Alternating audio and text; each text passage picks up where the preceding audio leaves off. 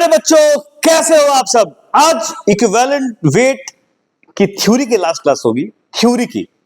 इसके next lecture में हम बात करेंगे न्यूमेरिकल प्रॉब्लम्स के बारे में, ठीक है ना। वो मैं सॉल्व करूंगा नेक्स्ट लेक्चर में। आज हम बात करेंगे इक्विवेलेंट वॉल्यूम ऑफ गैस क्या होता है एसटीपी पर। जैसे हमने पढ़ा था मोलर वॉल्यूम के बारे में, ठीक है, पढ़े थे ना। मोलर वॉल्यूम ऑफ गैस होता है एसटीपी पर। एक मोल गैस का वॉल्यूम एट एसटीपी 22.4 लीटर के बराबर होता है। आज हम पढ़ने जा रहे हैं इक्विवेलेंट वॉल्यूम ऑफ गैस के बारे में एट एसटीपी। बच्चों क्या है, it is the volume of, आराम से पढ़ो, एकदम एकदम आराम से, धीरे धीरे। It is the volume of, it is the volume of, it is the volume of 1 gram equivalent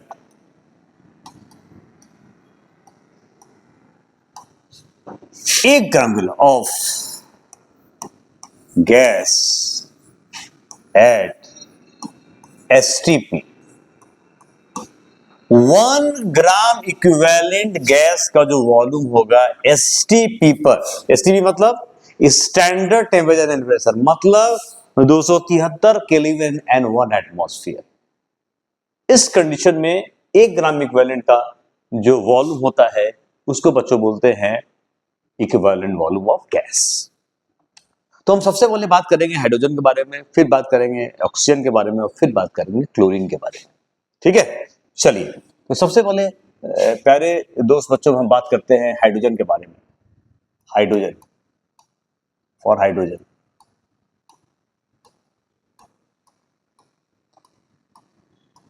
hydrogen gas, ये बात कर रहे हैं। अब मेरे को बताओ कि जो हमारा इक्विवेलेंट वेट होता था किसका, हाइड्रोजन का,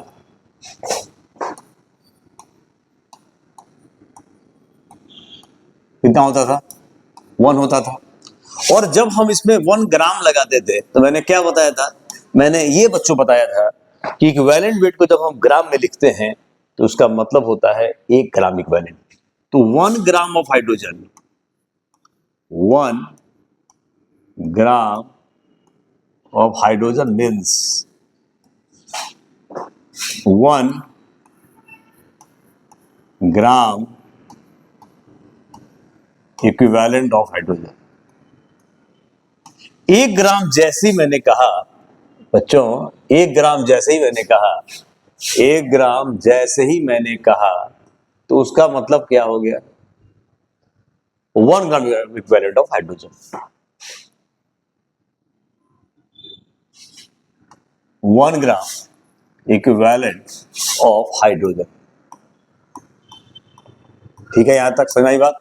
इक्विवेलेंट वेट को जब हम ग्राम में लिखते हैं तो उसका मतलब होता है क्या, 1 ग्राम इक्विवेलेंट की हम बात कर रहे हैं। अच्छा, ये बात समझ में आ गई। अच्छा, अब बच्चों आप बताओ, जो 1 मोल गैस का वॉल्यूम होता है, आपको पता है कि जो वॉल्यूम ऑफ 1 मोल होता है, याद करो मैंने बताया था वॉल्यूम ऑफ 1 मोल, और 1 मोल का मास क्या होता है, मोलर मास।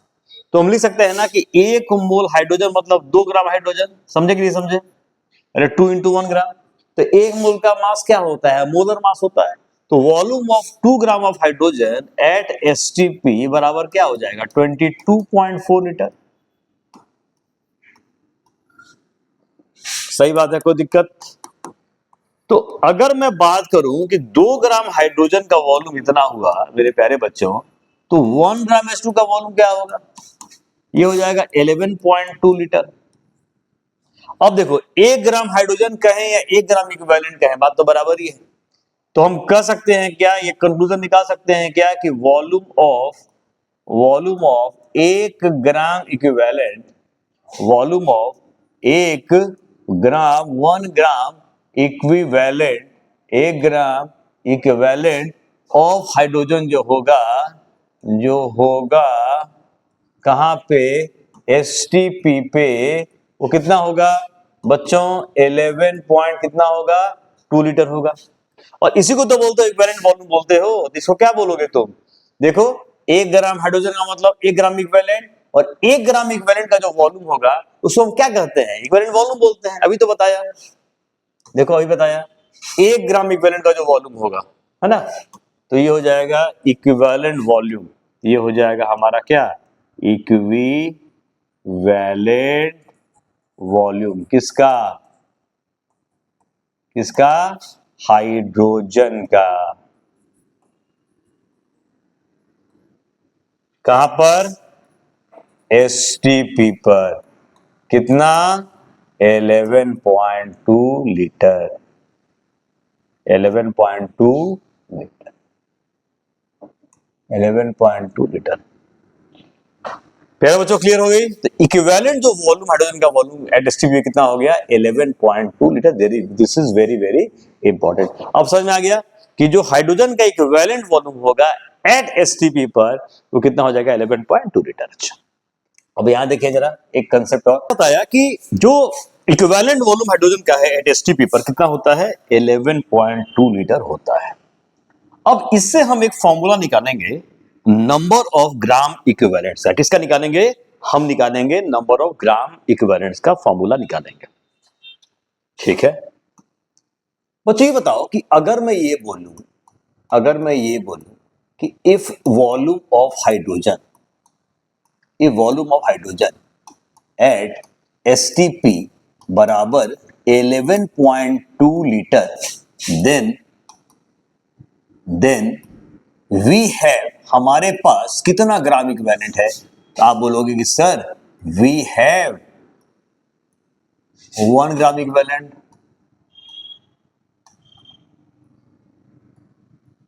ऑफ हाइड्रोजन, सही है, 1 ग्राम इक्विवेलेंट ऑफ किसका, हाइड्रोजन का।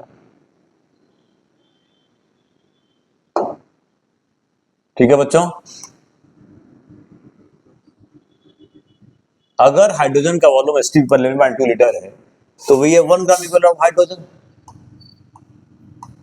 कोई दिक्कत नहीं। और अगर मैं इस हाइड्रोजन का वॉल्यूम बराबर वी लीटर ले लूं, ठीक है, बराबर कितना ले लूं, वी लीटर ले लूं। समझ रहे हो ना कहने का मतलब कि अगर मैंने हाइड्रोजन का वॉल्यूम कितना ले लिया, वी लीटर ले लिया,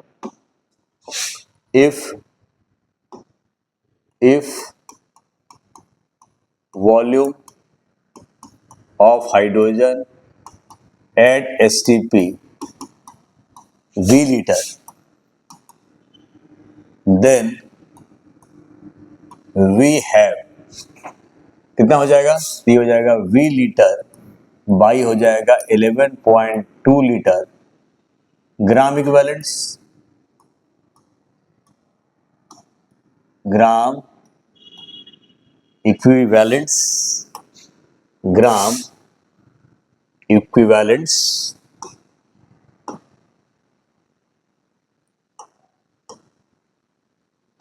ग्राम equivalent of hydrogen.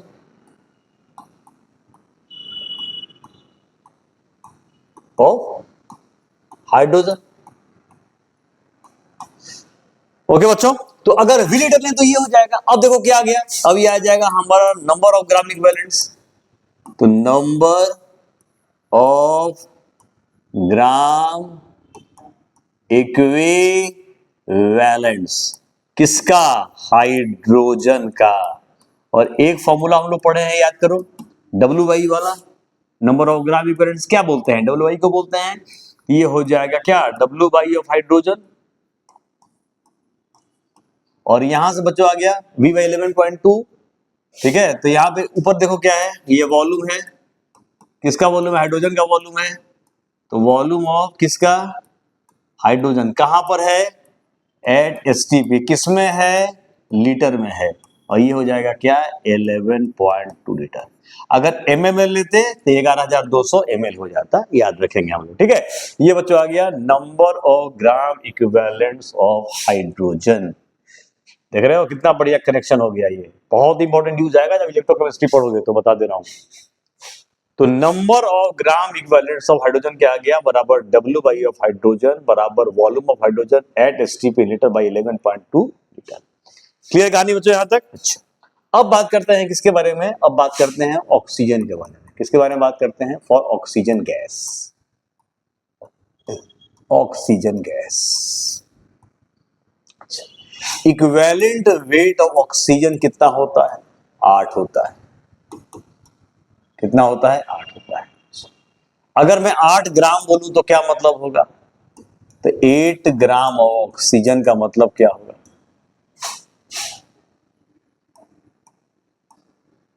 Means 1 gram equivalent of oxygen. एकदम सही है बच्चों। अब मेरे को बताओ, एक मोल जो होता है, एक मोल वॉल्यूम ऑफ एक मोल, एक मोल O2 का मतलब 32 ग्राम हुआ। अरे एक मोल का मास क्या होता है बच्चों? मोलर मास होता है। तो volume of 32 gram of O2 at STP, मेरे प्यारे बच्चों, कितना हो जाएगा ये? 22.4 litre.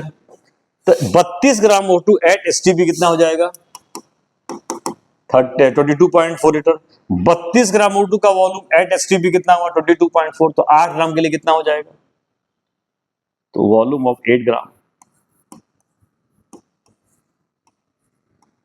Of oxygen at STP कितना हो जाएगा? ये हो जाएगा 22.4 बाई 32 इंटू 8। ये बच्चों सॉल्व करोगे तो हो जाएगा 5.6 लीटर। कितना हो जाएगा? 5.6। 8 से 32 और 4 से ये 5.6 से कट जाएगा, तो ये हो जाएगा 5.6 लीटर। अब 8 ग्राम का मतलब क्या हुआ? 1 ग्राम इक्विवेलेंट। ठीक है, इसका मतलब हम लिख सकते हैं शैलेश बाबू, volume of 1 gram equivalent of oxygen at STP बराबर क्या हो जाएगा भाई? 5.6 लीटर। इसी को बच्चों क्या बोलते हैं हम? इक्विवेलेंट वॉल्यूम बोलते हैं। तो equivalent volume of oxygen at STP कितना हो जाएगा भाई? 5.6 लीटर। क्या हो जाएगा? क्या हो जाएगा? 5.6 लीटर। और एमएल में क्या हो जाएगा? 5600 ml। लीटर में क्या हो जाएगा? 5.6 लीटर। बात समझ आ गई? अच्छा, अब ये फॉर्मूला निकाले इसमें। अगर मैं, प्यारे बच्चों, अगर मैंने volume of oxygen at STP बराबर लिया कितना? 5.6 लीटर, तो हमारे पास 1 ग्राम इक्विवेलेंट होगा। यस सर, बिल्कुल होगा। क्यों? क्योंकि 1 ग्राम इक्विवेलेंट का ये वॉल्यूम आया है। Then we have 1 gram equivalent of oxygen. सही है। अगर O2 का वॉल्यूम मैंने इतना लिया तो ऑक्सीजन का ग्राम इक्विवेलेंट होगा। और अगर मैंने volume of O2 at STP कितना ले लिया? V लीटर, तो कितना हो जाएगा बच्चों? Then we have V by, तो V लीटर बाई 5.6 लीटर, ये हो जाएगा हमारा क्या? Gram equivalent. किसका? ऑक्सीजन का। ऑक्सीजन हो गया। नाउ सीधे लिख देता हूं मैं, तो नंबर ऑफ ग्राम इक्विवेलेंट्स आ गया W बाई, तो W बाई किसका? ऑक्सीजन का बराबर आ जाएगा volume of oxygen at STP in litre by हो जाएगा क्या? 5.6 लीटर। ठीक है, अच्छा सा मेरा क्लियर हो गई कहानी है। ये देखो, एक और फॉर्मूला मैंने निकाल दिया। ठीक है, अब बात करते हैं क्लोरीन के बारे में। अब बात करते हैं किसके बारे में, क्लोरीन गैस। क्या बात करते हैं, क्लोरीन गैस के बारे में बात करते हैं। अब मुझे बताइए कि इक्विवेलेंट वेट जो है वो क्लोरीन का कितना था, 35.5 था, ये सर था। तो अगर मैं 35.5 ग्राम बोलूं, इसका मतलब क्या हो जाएगा, 1 ग्राम इक्विवेलेंट, तो 35.5 ग्राम ऑफ क्लोरीन का मतलब क्या हो जाएगा, 1 ग्राम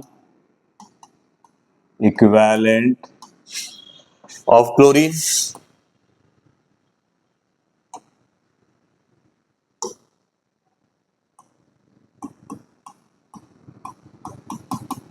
सही है, तो 35.5 ग्राम लगा देंगे तो क्या हो जाएगा, ये 1 ग्राम इक्विवेलेंट क्लोरीन हो जाएगा। अच्छा, अब मेरे को बताइए आप जल्दी से कि जो वॉल्यूम होता है वो एक मोल का मास मतलब मोलर मास, तो volume of 71 gram of Cl2, समझ रहे हो ना, 2 इंटू 35.5 ग्राम, 71 ग्राम हो गया। एक मोल का मास मोलर मास होता है, तो volume of 71 gram of Cl2 at H2P जो होगा वो बच्चों कितना हो जाएगा, 22.4 लीटर हो जाएगा। देयरफॉर वॉल्यूम ऑफ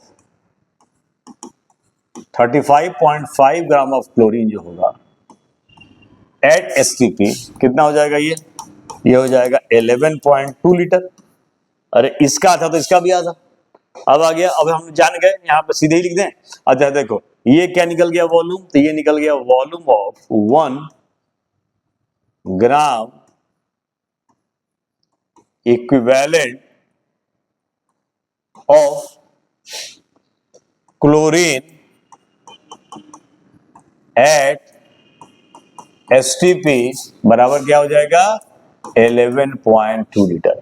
क्या इसको हम बोल सकते हैं दिस इज इक्विवेलेंट वॉल्यूम, बोल सकते हैं कि नहीं, यही तो इक्विवेलेंट वॉल्यूम निकल गया, कि हम लिख सकते हैं प्यारे बच्चों, equivalent volume of chlorine at H2P बराबर 11.2 लीटर। चलिए ये भी निकाल दिए। तो मैंने हाइड्रोजन का, ऑक्सीजन का, क्लोरीन का पहले क्या निकाला, इक्विवेलेंट वॉल्यूम निकाला, और फिर निकाला नंबर ऑफ ग्राम इक्विवेलेंट्स। इसका भी बच्चों निकाल देते हैं। तो अगर इफ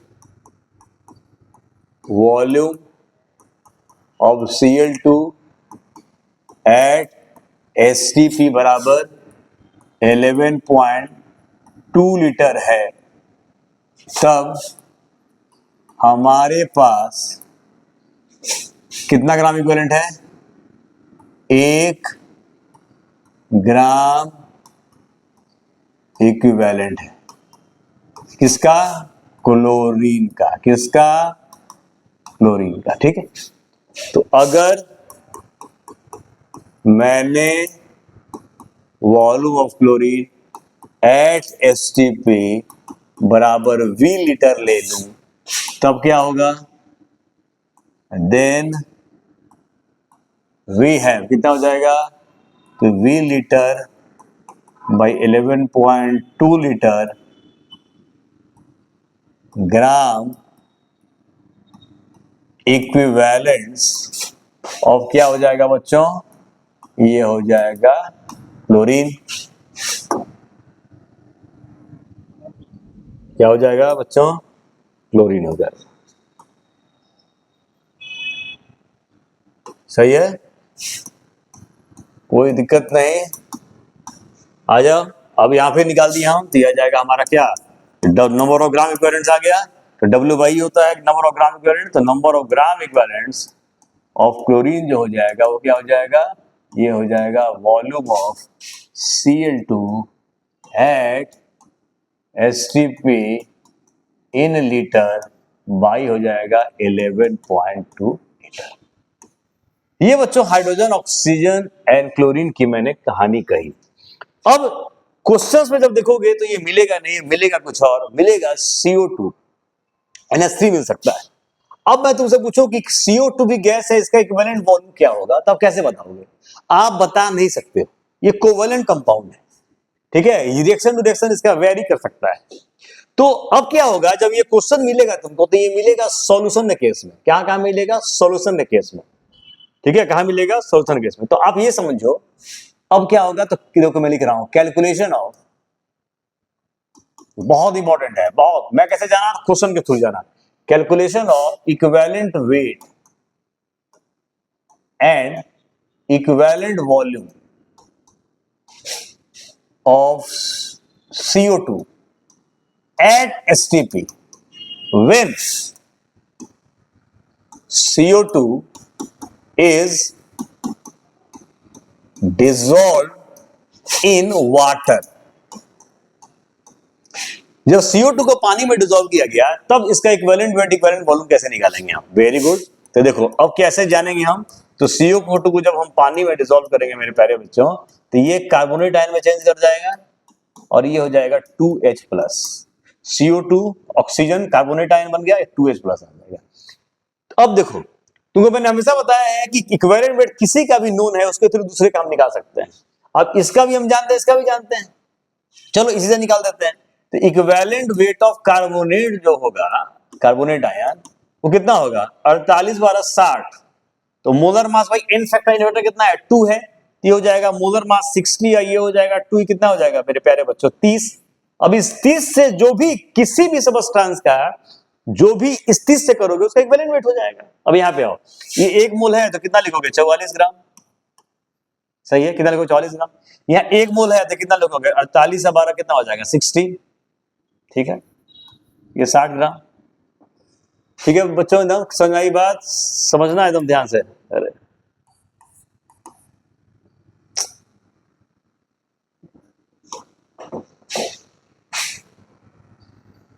ठीक है, समझिएगा इस चीज को।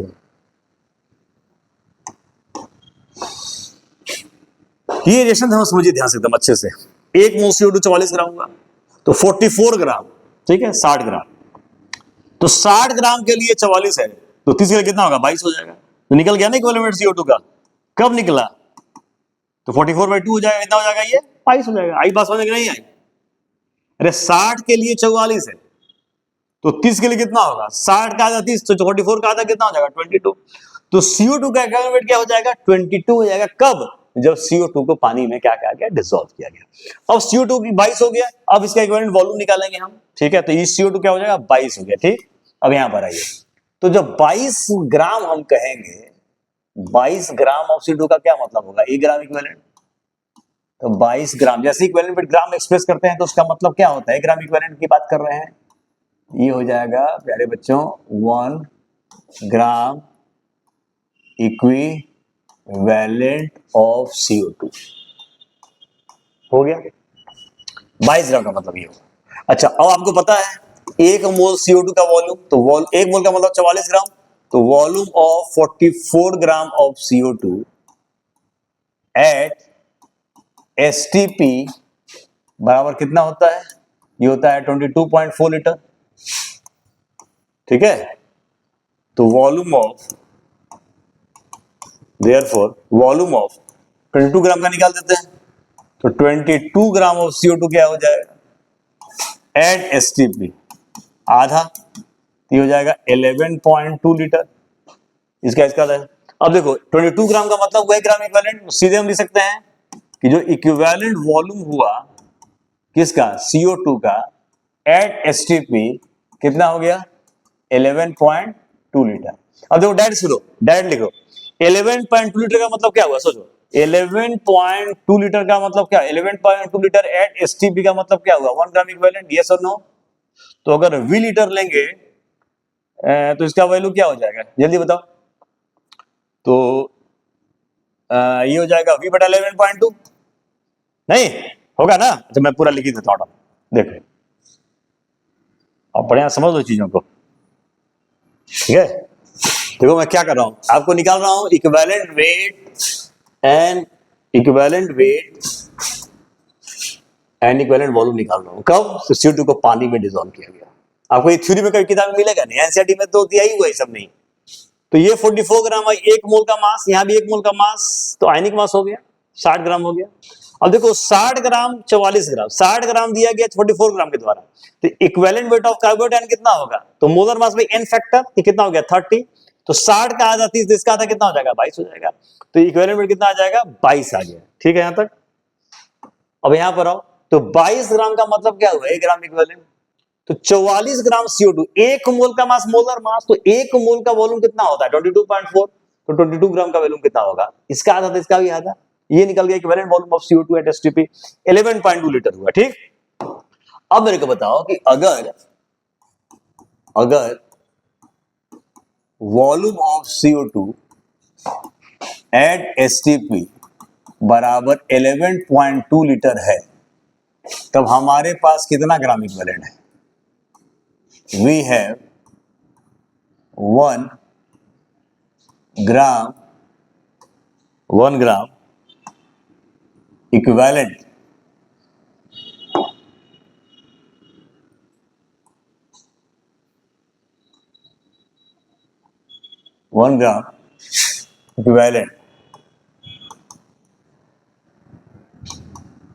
Of CO2। ठीक है, तो अगर मैं ले लूं volume of CO2 at STP बराबर V लीटर ले लूं, तब कितना हो जाएगा बच्चों, then we have V litre by 11.2 litre gram equivalent of CO2, gram equivalents of CO2 हो गया, निकल गया ये भी। तो W बाई जो है नंबर ऑफ ग्राम इक्विवेलेंट किसका, CO2 का, बराबर क्या आ जाएगा, ये आ जाएगा हमारा क्या, तो volume of CO2 at STP in litre by हो जाएगा 11.2 लीटर। लोहे का फॉर्मूला आ गया हमारे पास CO2 के लिए, याद रखोगे जब ये CO2 को पानी में, मतलब जब भी हम सॉल्यूशन के बारे में बात करेंगे तो ये बात करेंगे, सिंपल सी बात हो गया। अब बात करते हैं मेरे प्यारे बच्चों NH3 के बारे में, फिर से आ जाते हैं, इक्विवेलेंट वेट कैलकुलेशन ऑफ, ठीक है, कैलकुलेशन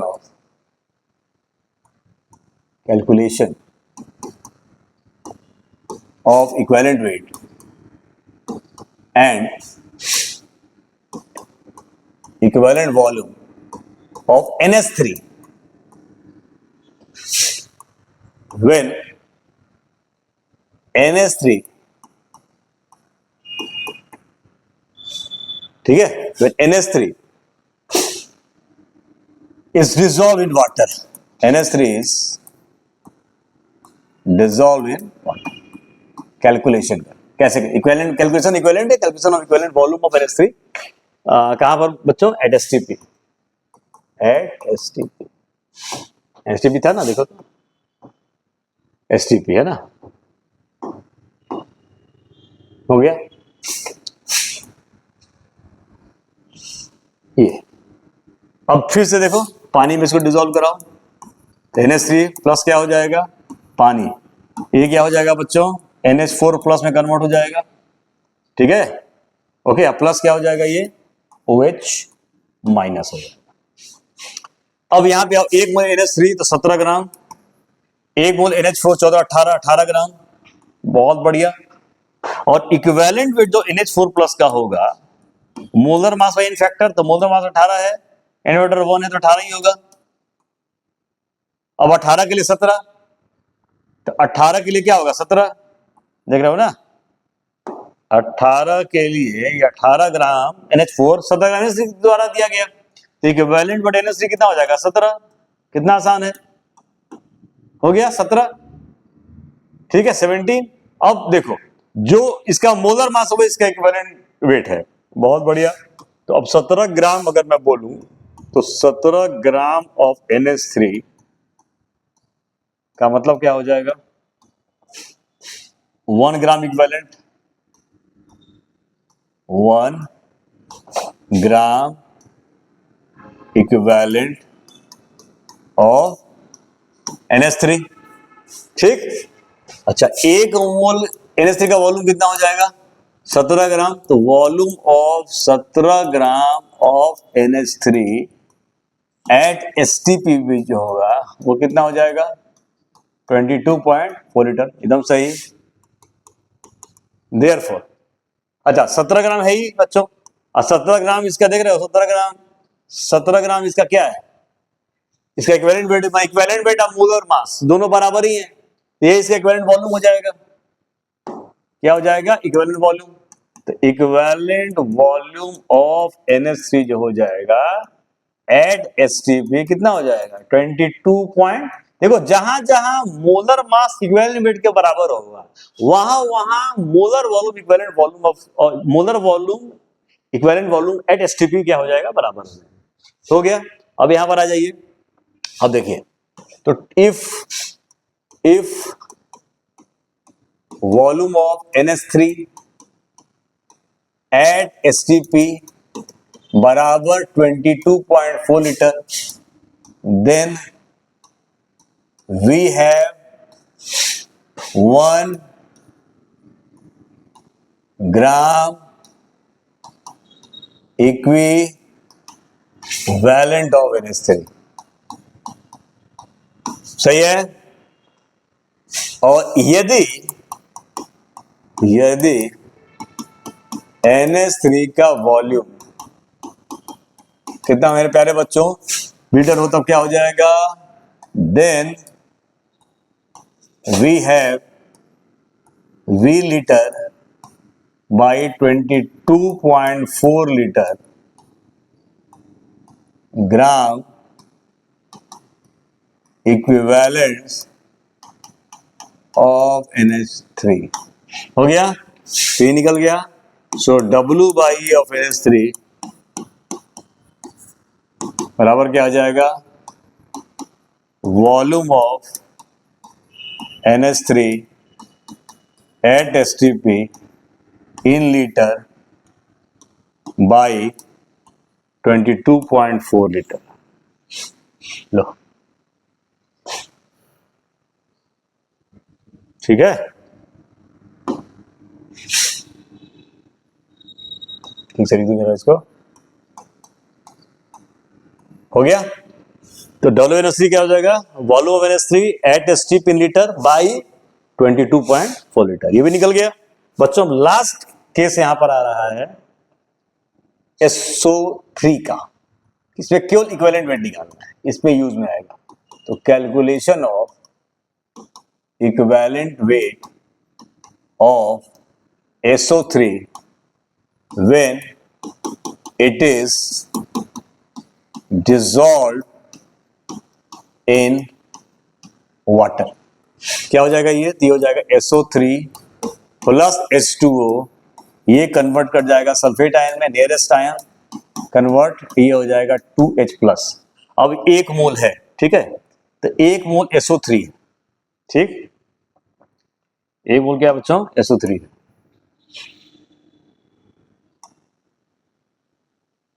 यहां पे तो 1 मोल SO3 है, तो 1 मोल, ठीक है, 1 मोल